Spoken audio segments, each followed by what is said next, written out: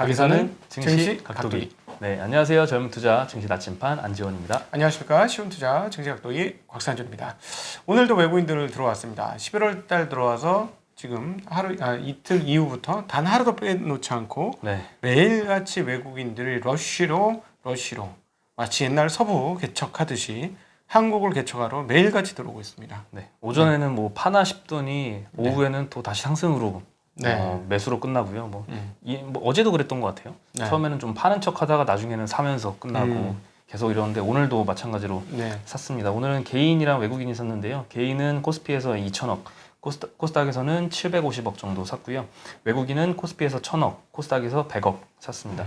기관은 오늘도 양시장에서 매도를 했는데요. 코스피에서는 3천억, 코스닥에서는 600억 정도 매도를 해서 오늘 코스피는 거의 보합 수준에 끝났고요. 코스닥은 한 1% 정도 올라서 끝났습니다.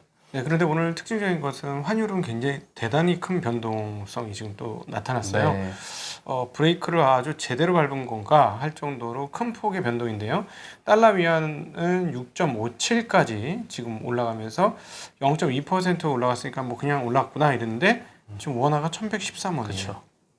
오늘은 위안 환율이랑 완전 따로 노는 것 같아요. 네, 방향성은 같았지만 우리는 7원이나 지금 넘게 올랐으니까 1103원까지 떨어졌던 게 1105원이었고 이게 지금 1113원이니까 7원 8원 이 정도 올랐으니까 어마무시하게 많이 올랐습니다. 네.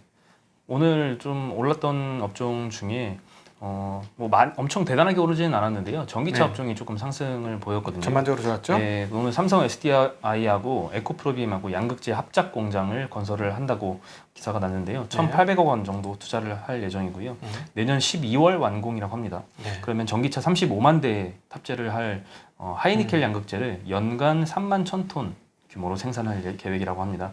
그리고 내년 2025년까지 투자 금액을 2배 이상 늘려서 생산 능력을 2.5배 확대할 예정이라고 합니다. 합작 공장을 하면은 이 삼성 SDI 입장에서는 에코프로 BM으로부터 안정적인 소재를 조달받을 수 있고요. 에코프로 BM은 안정적인 수주처를 확보를 할 수가 있게 되겠죠. 그리고 또 이제 테슬라의 신형 전기차 SUV죠. 모델 Y에 LG화학 배터리를 탑재한다.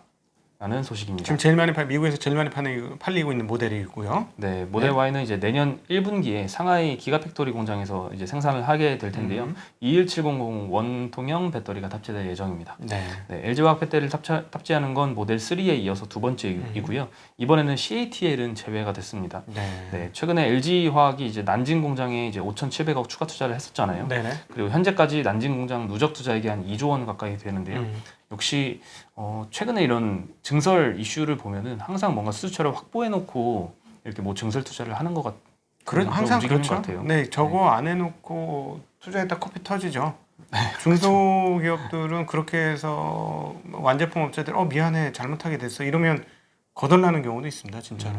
그래서 항상 굉장히 우리도 상당히 보수적으로 하는데 이거 보통 찍어놓고 하는 거예요, 찍어놓고. 그렇게 했는데도 잘 안 되는 회사가 하나 있었잖아요. 있죠. 같은 계열의 회사잖아요. 디스플레이 만드는 회사가. 잘 안 됐죠. 잘 안 됐는데 이제 중국 공장 가동률이 나오기 시작해서 올해부터 제대로 되는 그런 상황이다라는 소식도 있었죠. 연속해서 이제 디스플레이 쪽에 BOE라는 회사의 소식을 말씀드리면 하반기에 애플의 OLED 패널을 공급을 하려고 승인 신청을 했는데 무진장 애를 썼어. 또 실패를 했습니다. 내년에 이제 아이폰 신제품 OLED 패널에는 이제 올해처럼 삼성 디스플레이와 LG 디스플레이만 공급을 하게 될 것 같고요. 상반기 이제 B11 라인에서 아이폰 납품을 노렸지만 생산 수율이 한 20% 내외 정도로 실패를 했었잖아요. 그런데 이번에 그 하반기에는 B7 라인 여기서 신청을 했거든요. 애플 승인을 시도를 했지만 여기서도 실패를 했습니다. 근데 여기서는 이제 화웨이에 잘 OLED 패널을 납품을 안정적으로 해왔던 공장이거든요. 근데 애플에는 아마 요구했던 수준이 높았는지 여기서는 또 번번이 실패를 했습니다. 관계자에 따르면 애플이 요구하는 수준에 한참 미달을 했다고 합니다. 한참 미달. 그리고 내년 상반기에 이제 다시 승인 절차를 밟는다면 결과는 아마 내년 5월에서 6월 정도로 나올 거라고 예상이 되고요. 기존에는 이제 BOE 같은 경우에는 기존에 화웨이에 납품을 했었는데 이제 화웨이 제재 때문에 여기가 조금 힘들어지다 보니까 다른 매출처를 다급하게 구해야 되는 상황인데 지금 음. 애플까지 탈락하게 된 상황입니다. 오히려 그러면은 좀 저가형 OLED가 굉장히 싼 값에 풀릴 수도 있겠네요. 내년도에 일반적인 안드로이드 쪽 중국형 모델 중에서 OLED 제품을 훨씬 더 많이 볼 수도 있겠다라는 계산도 나오는 상황이네요. 그렇죠. 예. B11 라인도 그렇고 B7 라인도 그렇고 네. 애플을 완전히 목표를 하고 네. 아예 라인 건설부터 시작을 했었던 것 같은데 이런 경우에도 실패를 하게 되네요. 그래서 기술력이 아직 OLED는 그만큼 안 된다는 거고, 그러면 한국 업체들한테 좀 다양한 점이긴 한데, 그렇다고 이제 LG 디스플레이 같은 경우가 되게 좋으냐? 그걸 장담을 못 한다는 거지. 지금 이 정도 팔아서 될 거냐? 왜냐하면 TV 시장에서 LCD가 너무 깨지는 거야. 그래서 LCD가 이제 가격이 좀 올라서 좀 회복은 되겠습니다만은 TV 라인이 지금 절대 만만치 않아요. 왜냐하면 올해 OLED TV 몇 대나 팔렸을 것 같습니까? OLED TV요? 예. 한 1년에 그 정확하지 않은데 1억 8천 대가 2억 대인가 팔릴 거예요. 아마 TV가 1년에. 그런데 얼마 팔렸냐면 330만 대 정도 팔려요. OLED. OLED에서 압도적인 뭐 점유율, 압도적인 기술력 해봐야 얼마 안 되는 거지, 그죠? 그렇죠. 예, 그게 문제인 거예요. 그리고 이제 디스플레이 얘기 나온 김에 그냥 질러버릴까? 계속 얘기할까? 네네. 저기 삼성이 OLED를 안 하려 그래 지금 분위기가. 그쵸. 슬슬 빼고 있어요. 그래서 나온 얘기가 미니 OLED예요. 미니 OLED 가면은 OLED 시장이 제대로 형성이 안 될 수도 있는 거야 향후에. 마이크로 LED요? 아니요, 미니 마이크로 OLED 전에 미니 LED예요. 미니 LED. 또 한 번 또 질러? 또 마이크로 OLED 지금 못 합니다. 마이크로 LED 못 합니다 지금. 현재 기술력으로는 할 수가 없어요. 이거는 왜냐하면 너무 작아서 이걸 쉽게 얘기하면은 이 백판에 이렇게 이게 백라이트 유닛이 되는 건데 네. 이 백판에 붙여야 되잖아. 이게 안 돼. 할 수도 있지. 돈이 너무 많이 들어. 이걸 싸게 붙여야지. 아니 이게 만드는 것 자체는 중요한 게 아니에요. 이런 물건에서는 네. 양산 수율과 양산의 단가 이런 게 굉장히 중요한데 이 단가가 안 나와 죽어도. 지금 예를 들어 뭐 더 월 이런 거 만들어 보면 하나 만들면 몇십억이야. 이거 팔리겠어요? 그렇죠. 그죠? 살 수가 없죠. 우리 같으면 그냥 아파트를 사지. 그렇죠. 그렇지. 한 15억, 네. 15억 하면 그걸 사겠어? 네, 어쨌든 뭐 그러니까 이게 지금 마이크로 LED가 굉장히 먼 얘기예요. 제가 보니까. 그래서 나온 게 그거보다는 사이즈가 큰 미니 LED가 나온 거야. 네. 그러니까 LED가 지금 기존의 LED는 30 마이크로 정도 사이즈가 된다고 하는데요. 미니 LED로 가면 10 마이크로 이하 정도로 떨어지는 것 같아요. 그러면서 기판 하나에 바바바박 더 많이 박는다는 거죠. 지금 뭐 엣지형으로 둘레하고 하는 건데 이걸 이렇게 이렇게 많이 박으면 화질이 상당히 좋아지고 거기서 한 단계만 더 좋아지면 OLED보다 더 선명하고 잔상 효과 없고 그다음에 에너지 효율도 높은 그런 LED를 만들 수 있다는 거예요. 그 바로 직전 단계 즈음이 지금 미니 LED인 거야. 그러니까 오히려 미니 LED 시장이 지금 삼성이 지금 전 세계 TV 1위잖아요. 네. 근데 얘네들이 이거를 개척해서 이렇게 가면 LG 디스플레이 OLED 시장은 어떻게 되지? 근데 이게 기술적 패권의 문제도 또 있어 보니까 여기선 더 이상 더 지르진 않겠습니다. 네. 위험한 얘기라서 더 이상 지르지 않겠습니다. 네. 그리고 중국에서 자동차와 가전제품 위주로 소비 부양 정책을 어저께 발표를 했습니다. 네. 네, 요 자동차 보조금 정책은 9호를 내세웠는데 네. 기차 하향 예전에도 그리고 한번 있었어. 예, 네. 이구 환신 맞아 그거야. 옛날에도 있었어. 네, 기차 하향을 하는 거는 이 자동차를 농촌으로 내려보내기라는 뜻이고요. 맞아. 이구 환신은 낡은 차를 새 차로 바꾸기라는 네. 구호입니다. 마치 뭐 새마을운동 구호 같은 맞아요. 그런 비슷해요. 느낌이죠. 네. 내용은 이제 3.5톤 이하의 화물차나 배기량 1,600cc 이하의 승용차를 사는 농촌 주민에게 보조금을 지급한다고 하고요. 배기 높은 차량을 이제 처분하고 신형차로 교체를 할 때도 보조금을 지급합니다. 네. 그다음에 자동차 번호판 보급을 확대하면서 구매 제한 정책을 완화합니다. 지금은 자동차가 너무 많이 사람들이 못 사게 네. 사고 싶어도 못 사게 번호판 제한을 하는데 요거를 완화하는 거죠. 그리고 이제 세계 최대 규모 시장이잖아요. 중국 자동차 시장이. 그렇죠. 근데 이제 수년째 성장세가 둔화 중인데 코로나 사태 이후에 자동차 업체들이 훨씬 더 어려워진 상황이라고 합니다. 그러겠지. 네, 예를 들면 이제 화천 자동차 같은 경우에는 회사채 만기에 상환을 하지 못해서 현재 파산 위기에 몰리기도 했었고요. 네. 코로나 이후 사실 세계 주요국 중에 가장 회복이 빨라 보이는 나라잖아요. 빠르죠. 근데 이제 소비 쪽 회복은 상당히 좀 더딘 상황이라고 합니다. 네. 19년 기준으로 이제 GDP에서 소비의 비중이 한 56%인데요, 중국이. 네. 그래서인지 소비 회복에 아주 총력을 기울이는 모습입니다. 그 이번 정책은 자동차와 가전제품 쪽에 이제 부양 정책을 발표를 한 거고요. 저게 2010년도인가 그도 한 번 있었어요. 그 리먼 사태 이후에 저거 있었던 걸로 기억을 하는데요. 딱 이름도 똑같아. 기차하양, 가전하양, 이구한신. 네. 난 이구한신만 보면 이구아나 자꾸 이런 게 생각나. 그렇긴. 근데 어쨌든 그거를 했었는데 그때 한국 업체도 정말 좋았거든요. 이번에는 좀 다를 것 같죠?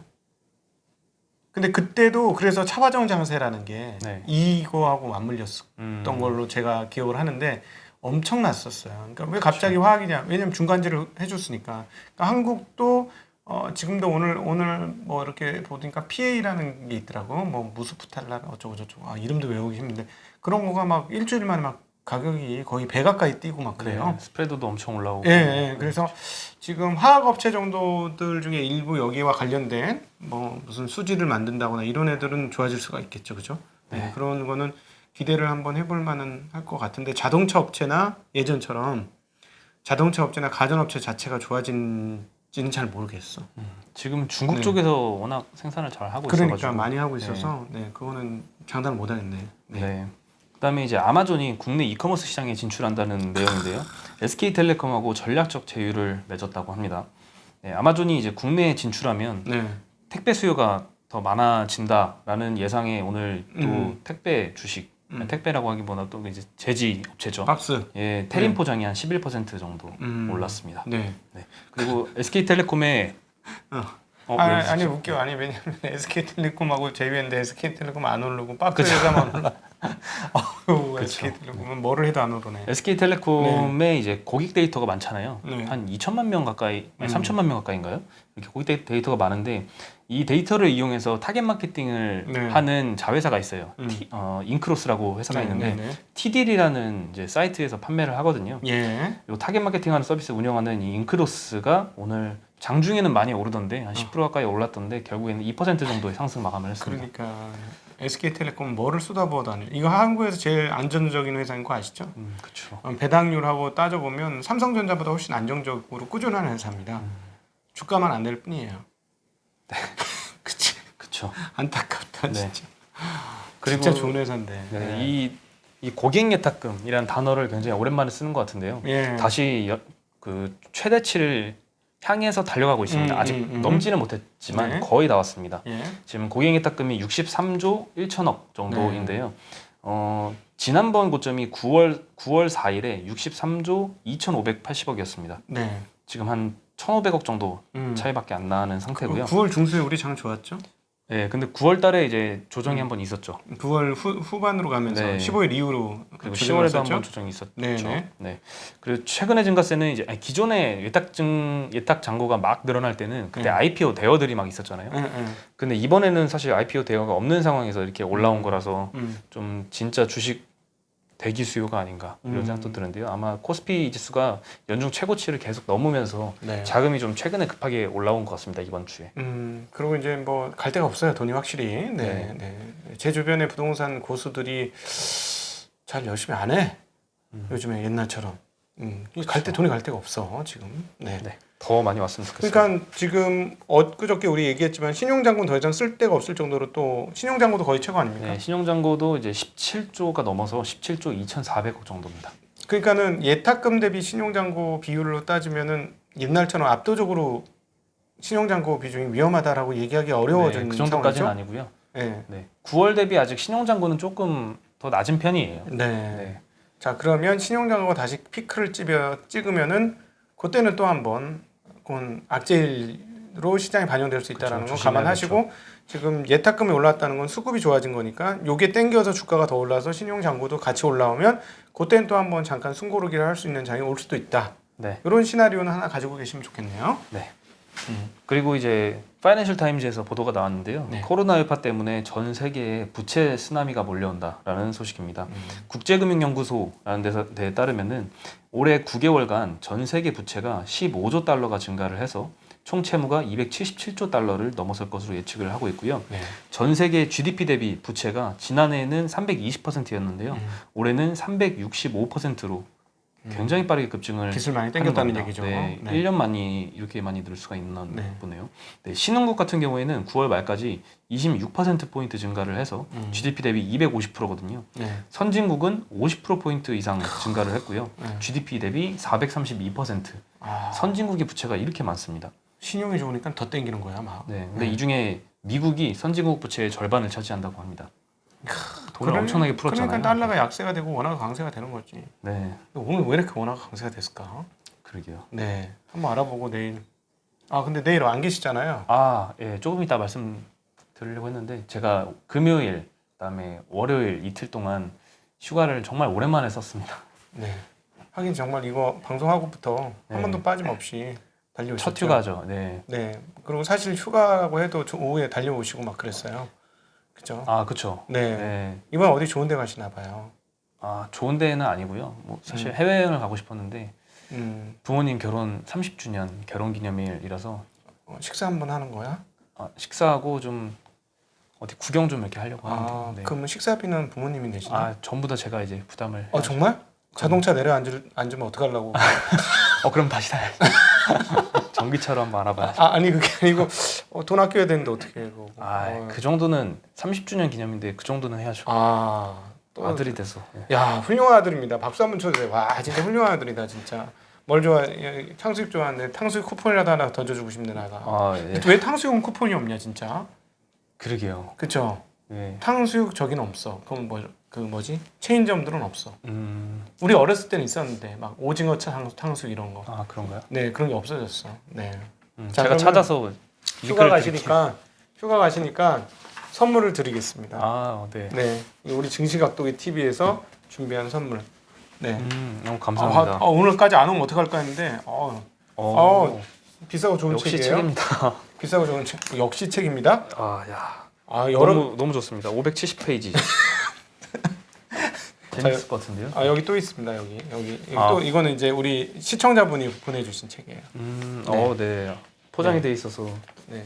까보셔도 되죠. 네. 하나는 이제 주식 관련 책이고. 홍익기 선생님. 네, 홍익기 선생님 요즘은 저희 아주 재밌어요. 이거는 미술 책이에요. 저희 저기에도 나왔던 책인데 이것도 재밌습니다. 걸작과 졸작 사이. 잘 읽어져요. 그림이 많아가지고. 네네. 김이사님의 책이. 네, 재밌게 잘 보겠습니다. 네. 갔다 오면 감사합니다. 탕수육 사줄게. 네. 너무 섭섭해. 알겠습니다. 네. 그리고 뭐 마저 말씀드리면요. 네. 그 부채 얘기하다가 채무 불이행을 선언한 개발도상국이 올해 한 6개 정도 된다고 합니다. 예. 그 중에서 이 잠비아가 채무 불이행을 선언한 나라 중에 하나인데요. 잠비아가 이제 1대1로 정책을 중국이 추진을 하면서 중국이 가장 큰 채권국이 됐거든요. 근데 이 채무 불이행 사태 때문에 중국이 상당히 당황을 해서 엄청나게 거세게 저항을 하고 있다고 합니다. 잠비아한테 항의를. 네. 근데 이제 문제는 여기서 이제 더 주변국으로 퍼질 거라는 거죠. 1대1로 정책을 추진하면서 중국이 엄청나게 차관을 여러 국에 제공을 아프리카에 하잖아요. 많이 했어요. 근데 아프리카 사람들 그렇다고 중국 사람들 별로 좋아하지 않는 것 같더라고요. 묘하게도 그 관련된 글들 뭐 블로그 올라온 글들 좀 읽어보면 저렇게 많이 투자를 하는데 어떤 생각이냐면 이렇게 해가지고 쟤네들이 다 우리 걸 뺏어갈 거야. 그렇죠. 이런 생각을 많이 갖고 있더라고 아프리카 사람들이. 우리도 이렇게 국제적으로 나가서 좀 자리를 잡아야 할 텐데요, 그죠? 좀 아쉽습니다. 그랬으면 우리나라가 지금 선진국인데 이제 주가지수 3,000 시대가 오는 선진국. 주가지수 3,000부터 우리 선진국 하자고. 네. 여기다 3,000 주가지수 3,000 선진국 진입 이렇게 딱 써놓자. 좋습니다. 네. 그리고 또 안타까운 소식 하나 말씀드리면 이제 노르웨이의 저가 항공사 이제 노이지언이라는 항공사가 파산 신청을 했다고 합니다. 지난 4월에 이미 4개 자회사들의 파산 신청을 했고요. 5월에 이제 정부로부터 우리나라 돈으로 3,100억 원 정도 신용 지원을 받았는데요. 그 이후에는 이제 정부가 추가 지원을 중단을 하면서 이렇게 된 것 같습니다. 네. 지금 어디죠? 무슨 트립닷컴에서 CEFO가 내년도도 어렵다는 얘기했어요. 무슨 트립이더라? 하여튼 무슨 트립닷컴에서 그러니까 생각을 해보니까 맞는 것 같더라고요. 왜냐하면 이게 풀린다고 했을 때 우리가 당장 여행을 갈 수 있겠느냐? 그렇죠. 우리나라가 다 거의 있고 중국이 끝났다고 해서 우리가 해외여행 갈 수 있을 것이냐. 왜냐하면 여기는 그 백신 맞고 회복되는데 거의 한 1년 정도 걸리지 않겠어요? 그죠? 백신 이제 나오기는 시작은 했지만 그러니까 함부로 못 가면 여행 업체들은 2년을 손가락 빨아가지고 살아남는 회사들은 정말 별로 없을 것 같거든요. 네. 네. 걱정이 많이 됩니다. 네. 전부 다 이제 뭐 구제금융을 해서 살릴 수도 없을 테니까요. 네. 네. 지금 미국은 전부 다 살리고 있잖아. 그러니까 돈값이 떨어지는 거죠. 그렇죠. 예. 그리고 그래서 그게 중요해요. 돈값이 어떻게 되는지는 정말로. 죄송해요. 말 잘라서 죄송합니다. 네. 네. 그리고 이제 국내 얘기인데요. 수도권의 확진자가 일주일 평균 200명이 넘으면 추가 격상을 검토를 한다는 얘기가 나왔는데요. 네. 현재는 이제 수도권과 광주, 그다음에 강원도 일부 지역에 대해서 1.5단계로 격상이 됐고요. 네. 오늘부터 2주간 적용이 됩니다. 네. 근데 이 2주가 끝나기 전에 일주일 평균 200명이 수도권에서 넘으면 바로 2단계로 격상을 할 수도 있다라는 소식입니다. 어저께는 확진자가 전국에 한 340명으로 마감을 했고요. 요즘 들어서 저도 아침에 깜짝 놀랐는데 코로나 확진자가 뭐 600 몇십 명이 됐다고 이런 찌라시가 막 돌더라고요. 나도 들었어. 400명. 그렇죠. 저 그거 보고 깜짝 놀랐는데 알고 보니까 그냥 찌라시였고 340명입니다. 근데 어쨌든 우리 서로를 위해서 저희가 이렇게 생각하자고요. 코로나 안 걸리는 게 중소상공인을 도와주는 최고의 방법이다. 그렇죠. 네, 이렇게 생각을 해요. 중소상공인 너무 어려워. 이렇게 되면 진짜 너무 큰일 났어. 네. 네. 네. 네, 잘 다녀오시고요. 네, 잘 다녀오겠습니다. 네, 네. 마음이 가볍네요. 저한테 오늘은 금요일 같네요. 땡스가. 땡가 하고 싶은데 네. 네. 네, 제가 이제 주식시장은 잘 이렇게 잘 방어를 하도록 하겠습니다. 내일 저의 빈자리는 다른 분이 채워주시나요? 아니요, 저가 합니다 혼자. 혼자 그냥 나 버리지 마. 그럼요. 버리지 마. 다시 와. 네. 가지 말고. 제가 갔다 와도 제 자리는 남아 있겠죠? 아유, 그럼요. 걱정하지 마세요. 내가 혼자 해봐야 뭐 어디 메뚜기 뛰어봐야 어디까지 뛰겠습니까? 아유. 네, 예. 네. 네, 아쉽네요. 이렇게 보내려니까. 네, 그래도 좋은 시간 되시기를. 그래도 충분히 충전하시면서 책도 다 읽고 네. 이렇게 오시기를 좀 감사합니다. 그러면 좋겠네요. 네. 네, 좀 후딱 다녀오겠습니다. 네, 3일간 4일이죠, 그러면. 그쵸? 금토일 월입니다. 네, 1월. 네, 그러니까 엄청나게 성장한 모습을 기대하도록 하겠습니다. 너무 오랜만에 휴가를 가서 약간 네. 이등병 100일휴가 가는 느낌이에요. 네. 네. 그럼 딱 휴가 갔다 오면 사람이 달라져가지고 오잖아. 그 모습을 우리가 화요일 날 달라져 완전히 달라진 나침반을 우리가 화요일 날 기대하도록 하겠습니다. 네. 그렇죠, 여러분? 네. 네, 그럼 저희는 여기서 인사를 기쁘게 드리겠습니다. 안녕.